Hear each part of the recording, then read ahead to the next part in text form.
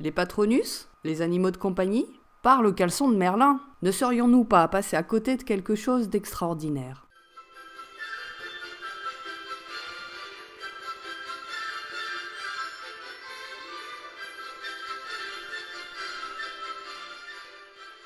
Bon, c'est sûr, lorsque l'on garde un regard simplement moldu sur les choses, on se dit que les sorciers ont le droit comme nous d'avoir des animaux de compagnie, et puis quelques outils bien à eux pour se défendre contre les forces du mal. Mais seulement, lorsque l'on est amené à vivre des expériences hors normes ou paranormales, eh bien l'histoire des Patronus et des animaux domestiques, ça prend un tout autre sens.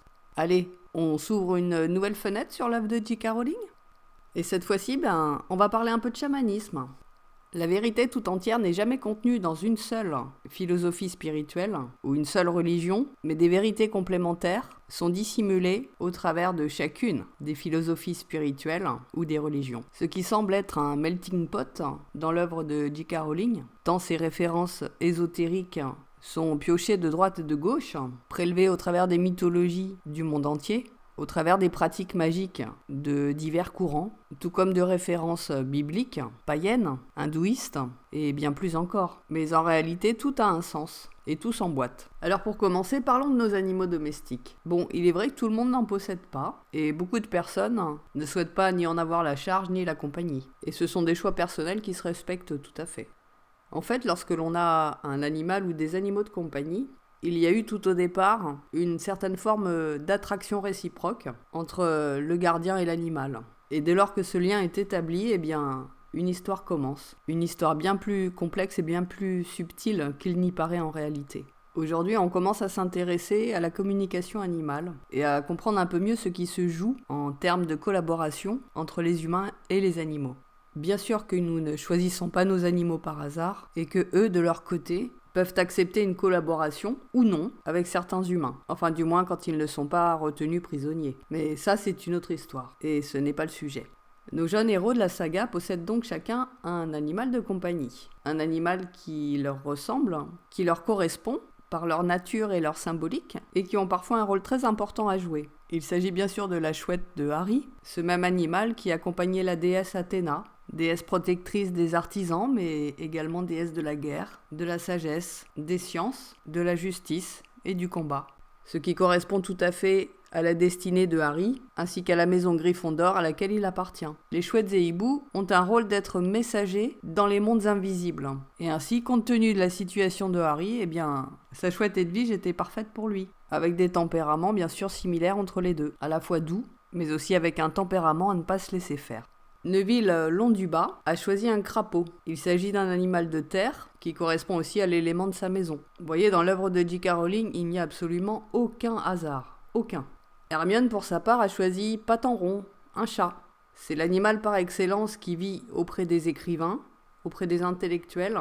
Un animal qui est médium par nature, qui détecte et absorbe toutes les énergies négatives. Il est ainsi pleinement dans son rôle et sa fonction lorsqu'il poursuit et attaque Croutard, l'animal de compagnie de seconde main de Ron, qui bien sûr se révélera plus tard dans l'histoire comme étant Peter Pettigrew, un animingus, et le traître de l'histoire. Ça n'est que le premier degré de compréhension, qui est aussi transposable dans nos vies. Nos animaux de compagnie ont tous un rôle et une fonction par rapport à nous. C'est en quelque sorte leur mission de vie à eux. Et ils nous accompagnent en général jusqu'à ce qu'ils l'aient terminé. Et après, ils s'en vont. Soit définitivement, soit ils changent de foyer. C'est comme nous en fait. Lorsque l'on a terminé une expérience, clôturé une tranche de vie, nos relationnels changent, nous déménageons, nous tournons une autre page. Nous pouvons avoir aussi d'autres degrés de lecture par rapport aux animaux qui sont encore bien plus profonds. En tant qu'humains, nous englobons plusieurs règnes en nous-mêmes. Nous sommes une part du règne minéral, végétal et aussi animal. Il y a en chacun d'entre nous présente une forme instinctive, sauvage, dans le sens non domestiqué, qui correspond à ce que l'on appelle l'animal de pouvoir, ou l'animal de force. Et c'est là qu'on commence à rejoindre l'esprit des chamans. Cette force animale peut se déployer lorsque l'on est dans une situation d'extrême survie, par exemple. Dans des situations où ni le rationnel, ni l'émotionnel ne peut répondre. Et dans ces cas-là, c'est l'instinct animal qui ressurgit et qui répond à la situation. cette force de vie, cette force de survie, dans sa nature énergétique, correspond à celle d'un animal spécifique, celui qu'on appelle l'animal de force, l'animal de pouvoir, et qui en général est présent sous la forme domestique dans notre vie quotidienne. Il peut s'agir d'un chien, d'un chat, d'un oiseau, d'un cheval, d'un âne, d'une tortue, la nature de chacun étant différente. Animal de pouvoir et animal totem sont deux choses différentes. Elles sont souvent à tort confondues. L'animal de force est celui sur lequel vous pouvez vous appuyer lorsqu'il s'agit de sauver votre vie, votre peau. Il viendra aussi vous avertir et faire barrage lorsqu'il y a une tentative d'intrusion ou d'agression dans vos champs auriques. Alors ce peut être par l'intermédiaire d'une situation ou d'une synchronie, mais ça peut être aussi par le biais d'un rêve ou d'une intuition. En fait, là où votre animal domestique peut intervenir pour vous prévenir, vous protéger, vous avertir d'un danger de façon bien concrète, eh bien votre animal de force, lui, fait la même chose du côté non visible, non tangible. Il arrive aussi parfois, mais c'est exceptionnel, que votre animal de compagnie soit aussi votre animal de force. Il est le même esprit qui agit et dans la matière et dans le non visible. Mais dans la matière, il aura une particularité, c'est d'être non domestiqué ou indressable.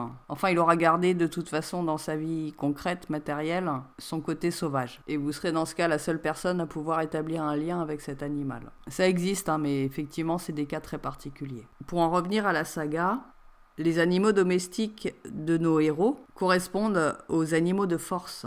Maintenant, concernant les patronus, eh bien cela est à mettre en relation avec ce qu'on appelle l'animal totem. Si l'animal de force protège et soutient votre corps aurique, alors votre animal totem, lui, pour sa part, protège l'intégrité de votre âme. Il s'occupe de votre aspect divin ou sacré. Il est le messager entre votre âme et les divinités avec lesquelles elle est liée, avec lesquelles elle est en résonance. Alors voyez, lorsque l'on replonge dans la saga à nouveau, on peut voir que pour Harry, par exemple, si son animal de force et la chouette, bien son animal totem, son patronus, c'est un cerf. Toujours avec J.K. Rowling, pas de hasard, le cerf fait référence à la divinité Cernunnos, qui est une divinité païenne à l'origine, issue du monde celtique, qui symbolisait le cycle naturel, c'est-à-dire la vie et la mort, ce qui encore une fois correspond bien à la destinée d'Harry Potter. Donc Cernunnos, en tant que divinité, a été bien sûr par la suite diabolisé par le dogme catholique, mais qui est encore largement invoqué lors de certains rituels magiques. Et comme toujours, il n'y a jamais de règle sans qu'il y ait d'exceptions et de cas particuliers. Il semblerait que l'on puisse changer d'animal totem au cours de sa vie, par le fait d'un événement marquant par exemple. Donc là c'est le cas de Rogue, dont le patronus est devenu une biche, le même patronus que Lily, sa bien-aimée, avait. Certains chamans, certains médiums confirment d'ailleurs cette possibilité de changement. Autre cas particulier, celui de Dumbledore, dont cette fois, l'animal de compagnie, l'animal de pouvoir et le patronus, l'animal totem, est le même phénix, dénommé avec humour Fumsec. Dumbledore fait figure de grand sage, de guide de lumière pourrait-on dire aussi, pour reprendre les termes utilisés dans les milieux spirituels. Il est donc en quelque sorte un être accompli, un être aligné, et ainsi il est presque logique que le phénix le représente dans sa part humaine, terrienne, énergétique et spirituelle. Mais nous, bien sûr, nous ne risquons pas d'adopter un phénix. Enfin, dernière exception, et non des moins intéressantes à souligner, Voldemort, ainsi que tous ses mange-morts, ne possèdent pas de patronus. Ils n'ont rien développé de ce qui concerne la vieille magie, d'une part, et d'autre part, ils n'en ont pas vraiment besoin, puisque ce sont eux-mêmes qui ont emprise sur les entités les plus sombres et qui les dirigent, qui leur donnent ordre. Et quelque part, c'est un petit peu comme la police en ce moment. Les gardiens de la paix, qui sont censés protéger les populations, sont devenus des gardiens des forces de l'ordre, voire des forces de l'ombre, et obéissent aux ordres, non plus pour défendre, mais pour attaquer. Vous voyez, finalement, il n'y a pas grande différence entre le monde visible et invisible. Entre le monde moldu et le monde des sorciers. Dans le monde moldu, on risque de se faire arracher une main ou un œil. Bien, dans le monde invisible, on risque tout simplement de perdre son âme. Cette œuvre, je ne cesserai de le dire, elle est absolument géniale. Parce que, quel que soit votre niveau de conscience, vous pouvez transposer tous les éléments à la réalité que vous vivez. Concernant Hermione maintenant, autre exemple, donc son animal de force c'est le chat et son animal totem c'est la loutre. La loutre qui correspond tout à fait à son esprit vif, mais aussi à une grande joie de vivre. Les Patronus apparaissent toujours dans la saga comme étant des animaux pleins de vie et pleins de joie, ce qui est la nature profonde des âmes. Ceux-ci servent en priorité pour repousser des entités, appelées dans la saga les détraqueurs. Et encore une fois, J.K. Rowling avait eu une intuition géniale. Elle les avait décrits comme étant des êtres encapuchonnés, ressemblant aux images de la mort elle-même, la grande faucheuse que l'on retrouve notamment dans les cartes de tarot ou dans certaines représentations médiévales. Ce sont, selon la saga, des entités qui sont censées garder les prisonniers d'Azkaban, la prison pour mages noirs, et ces mêmes entités ont un pouvoir d'aspirer les âmes, c'est-à-dire de vous enlever absolument toute forme de vie, toute forme de joie, toute forme d'espoir. Et donc le seul moyen de les tenir à distance, c'est de produire un Patronus. Jusque-là, il s'agit du conte fantastique. Maintenant, dans notre réalité de médium, quelques-uns commencent à témoigner d'expériences avec certaines entités encapuchonnés, qui sont appelés des mantes, qui sont des entités très très dark, et qui ont la particularité de séparer les âmes des corps. 3 personnes qui sont des références dans les milieux spirituels, qui sont des personnes à mon sens rationnelles et parfaitement équilibrées. Il y a d'abord Sylvain Didlot qui les évoque, il y a Anne Givaudan et il y a aussi Élisabeth de Caligny qui semble en avoir fait l'expérience. Ce qui est intéressant dans le récit d'Élisabeth de Caligny, c'est qu'elle décrit le moyen simple de repousser ce genre d'attaque et d'emprise par la simple action de chanter et donc de relever ses vibrations. Pour ma part, lorsque j'avais écouté ça les premières fois, ça me semblait vraiment être de la science-fiction. Ouais, de la science-fiction jusqu'à ce que ça m'arrive aussi. Et c'est pour ça aujourd'hui que je peux faire le lien entre le Patronus de la saga et l'animal totem. Et puis entre les mantes et les détraqueurs. Et ce sont vraiment les pires attaques d'entités qu'on puisse subir. Donc oui, en effet, vous avez l'impression d'un désespoir total, qui n'a rien à voir avec une dépression d'ailleurs. Vous sentez que ça vous tourne autour, alors que l'instant d'avant, il n'y avait absolument rien, tout allait très bien. Et puis en 10 minutes de temps, vous avez l'impression de totalement descendre. C'est comme si vous étiez entraîné au fond, sans pouvoir avoir aucune réaction. Et là, oui, en effet, il y a un état qui se modifie, et une sorte d'énergie lumineuse, une force concentrique qui vous sort du chakra du cœur et qui repousse tout autour de vous. C'est très bizarre comme sensation. Après ça, vous vous sentez un peu nauséeux, pas très bien, évidemment, et puis vous retrouvez votre état émotionnel normal, habituel. Bon voilà, j'en témoigne humblement. Je ne vous demande pas de me croire. Il s'agit d'une expérience parmi d'autres que je devais faire probablement pour mieux comprendre encore la façon dont agissent les entités sombres, mais simplement, allez vous renseigner et regardez les concordances de récits et de témoignages que des personnes au parcours très différents peuvent évoquer. On n'a souvent pas le même langage et pourtant on parle des mêmes choses. Et puis un merveilleux conseil qui est donné de façon unanime par toutes les personnes qui baignent dans la spiritualité ou qui font des expériences, c'est de cultiver au maximum, au jour le jour, de la joie, de l'humour, de la bonne humeur. C'est en fait la meilleure protection qui soit. Après, utiliser son animal totem lorsque l'on est attaqué, très sincèrement, je ne sais pas si ça s'apprend comme dans la saga. Je ne sais pas non plus si on peut le faire à volonté.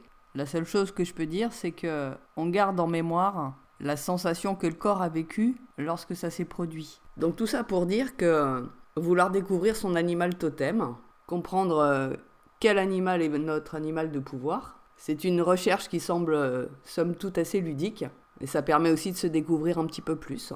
Maintenant, si les chamans s'en servent, si ces phénomènes n'étaient certainement pas étrangers au peuple premier, et entre parenthèses, on n'a probablement pas la bonne lecture de toutes les merveilleuses fresques dessinées dans les grottes et sur les roches. Et donc je pense que ce sont des savoirs, des connaissances très anciennes qu'il est intéressant de réveiller, de réapprendre, non pas pour le folklore ou pour flatter l'ego, mais plutôt pour rétablir le lien spirituel et profond que nous avons avec la Terre, ainsi qu'avec toutes les formes de vie qui peuplent notre chère planète. forme de vie visible à l'œil humain et forme de vie visible par le regard intérieur, la médiumnité en fait.